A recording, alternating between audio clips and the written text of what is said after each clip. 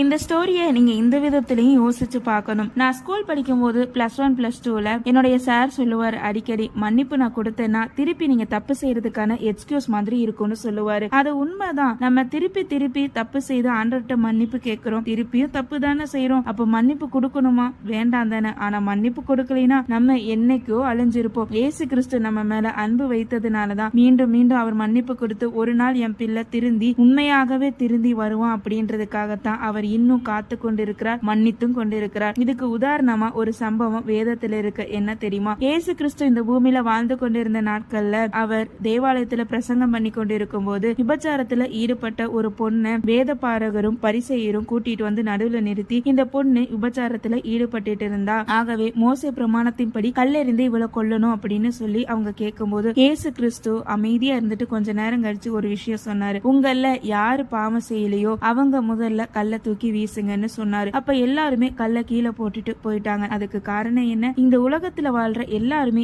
ஏதோ ஒரு பாவம் செய்து கொண்டுதான் இருக்கிறாங்க. அந்த பாவத்தை நேரடியா நம்ம பார்த்துட்டோம்னா அவங்கள பாவின்னு சொல்றோமே, நம்மள யாருமே பார்க்காதனால நம்ம நீதிமானா இருக்க முடியுமா? நம்மளுமே பாவிகள் தான். ஆகவே தான் இயேசு கிறிஸ்து அந்த ஸ்திரியை பார்த்து சொன்னார் ஒரு விஷயம். என்ன தெரியுமா? ஸ்திரியே போ, இனிமே பாவம் செய்யாத. ஆண்டவர் நமக்கு இதே விஷயம் தான் சொல்றாரு. இயேசு கிறிஸ்து நம்மள மன்னிக்கிறதுக்கு காரணம் திருப்பி நம்ம பாவம் செய்ய கூடாதுன்னு தான். ஆகவே ஒரு தடவை நீங்க மன்னிப்பு கேட்டு திருப்பி திருப்பி பாவம் செய்தீங்க அப்படின்னா ஒரு நாள் அதுக்கான தண்டனையும் நீங்க அனுபவிக்க நேரிடும். ஆகவே மனம் திரும்புதல் அப்படிங்கிறது உண்மையா இருக்கணும். அன்னைக்கு அந்த விபச்சார ஸ்திரீ மனம் திரும்பி அதுக்கப்புறம் அவங்க எவ்வளவு உண்மையா வாழ்ந்தாங்க இல்லையா? அதே போல நீங்களும் நானும் மனம் திரும்பினா அதே மனம் திரும்புதலோட இயேசு கிறிஸ்துவின் வருகை மட்டும் வாழ வேண்டும். அதைத்தான் ஆண்டவரும் விரும்புகிறார்.